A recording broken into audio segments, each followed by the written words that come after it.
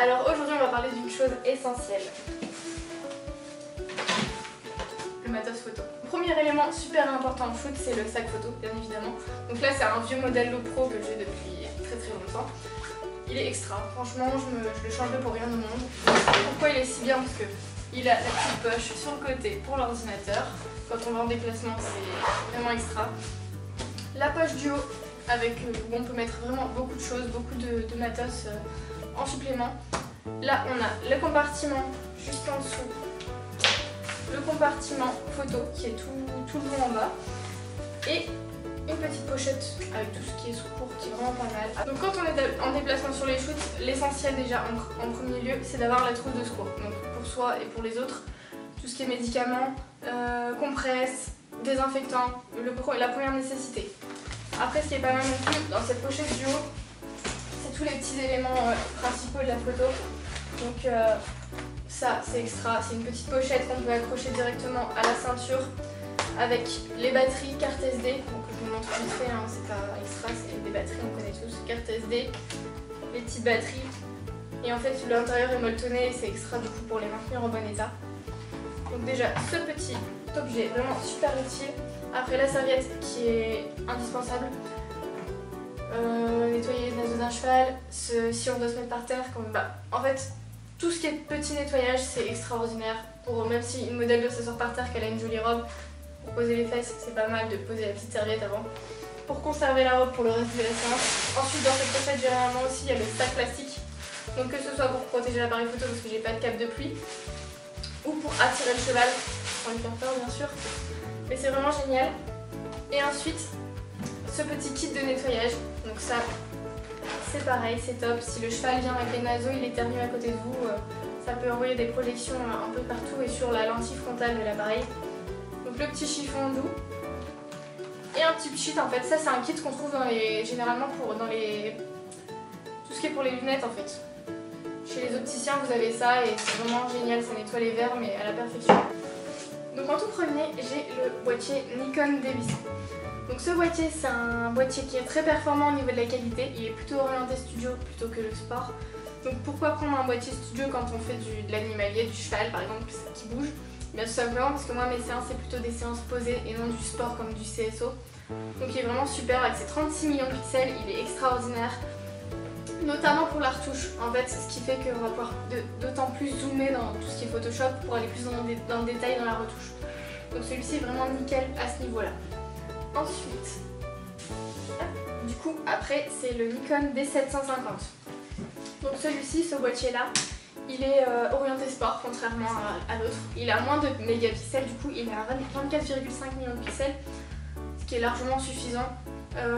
Le fait qu'il ait moins de pixels, il rend quand même des images plus douces que celui-ci, mais il est plus compliqué à la retouche. C'est vraiment très léger, mais du coup il est beaucoup plus performant en sport, il va savoir mieux faire la mise au point, il est beaucoup plus rapide. Donc c'est vraiment le boîtier à avoir pour le sport, le D750 il est vraiment extraordinaire.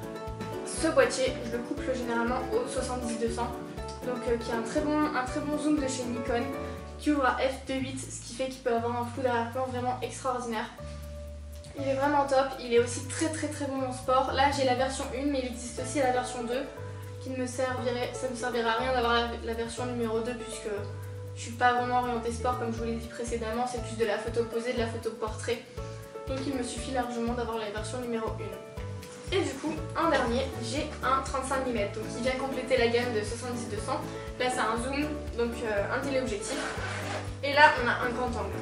Donc le 35 mm de la gamme Art de chez Sigma. Un excellent objectif. Il est à focale fixe, ce qui fait qu'il peut avoir une meilleure qualité de lentille. Donc c'est vraiment extra. Il a une qualité incroyable.